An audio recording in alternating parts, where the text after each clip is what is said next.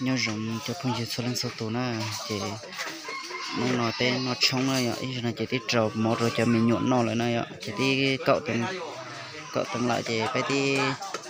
giờ nó sụn nó phải tí trầu một rồi cho mình nhuộn giống nó nè, chỉ của cho bé mà sai này ạ, bé mà sai lên cho mình nhuộn 5 món này ạ.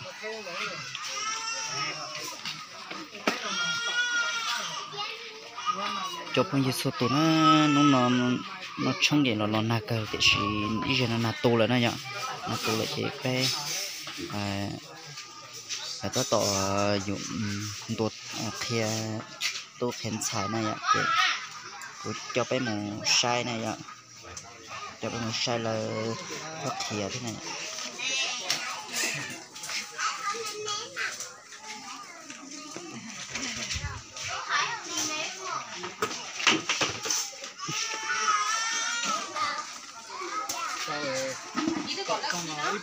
Cô thì chỉ bảo thật luôn thế chị, cô thật tao lấy trà chị, vô lên đó này ạ, cô chị nhập hợp sợ vô thâu thế xí chị thì chỉ tao bảo thật luôn lấy trà.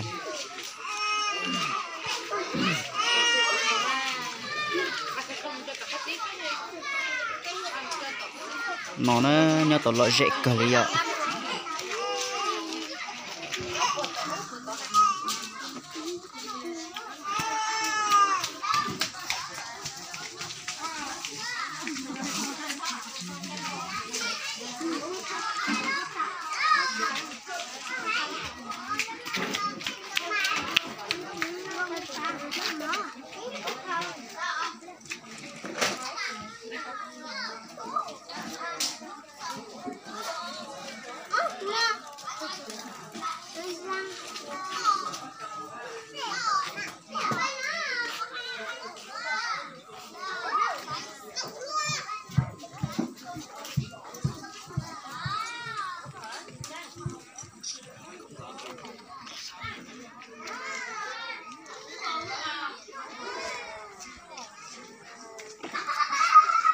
Cho phong dịch số tổ nó chỉ cho kế họ phải lưu rò này giờ thì vụ cho bé mà sai lấy cho gì có sổ lo thì tiền đi nè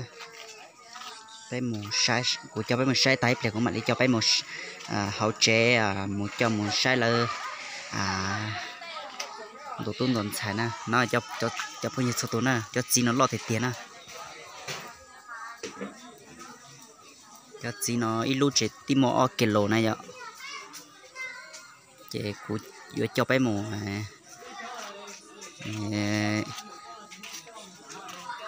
cho bé mù say là tổ tôn xài họ này vậy, nó chỉ bé từ tiền lâu từ tu mù vô quan niệm này. Giờ nó chế cho mình nhổ tí nằm mọ nè, để là tí một đào vỏ tọt nó nữa.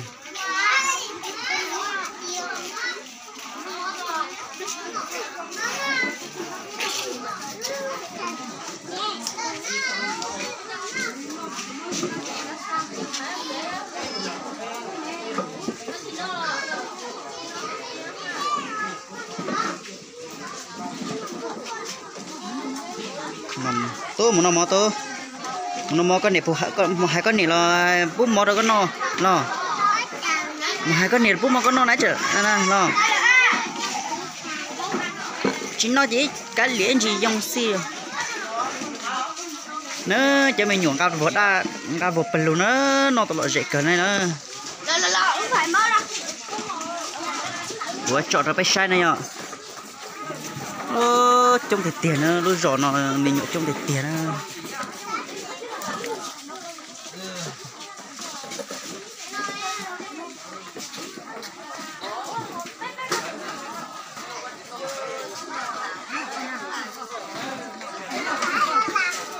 này con nè lo cũng mơ con non ha chưa con này phải quá chỉ tao con à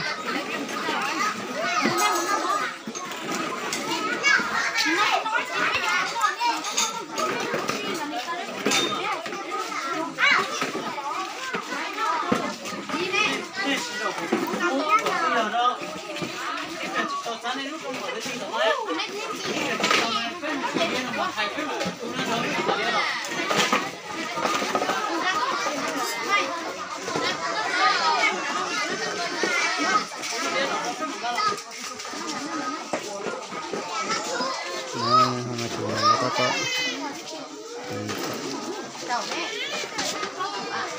nó to à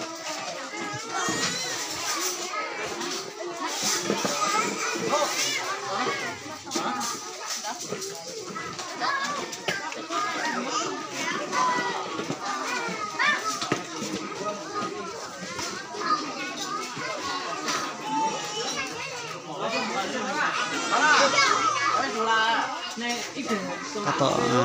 thả lúa nó ta chỉ phải nằm mò thế này à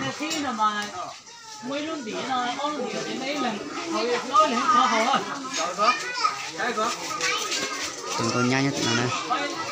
nhá tuần trầu vâu xìa thì nhà từng con nhá tuần trầu vâu này để xìa giờ nó chỉ mù bé thù tì lau tụt tung này chị mù muốn nhá là chị muốn nhá là chị vậy này chị là chị có một bé hồ nửa một bé hồ là chính xác thế này ạ xìa trận này thì một bé hồ già lại già thế này cho phun gì nó cho bé mà say lựu nó chị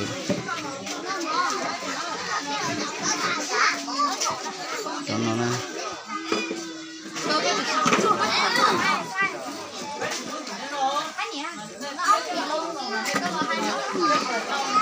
nó tụi nó dậy cơ nè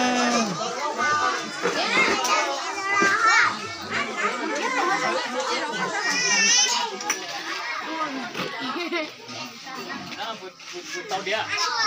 tao thả lắm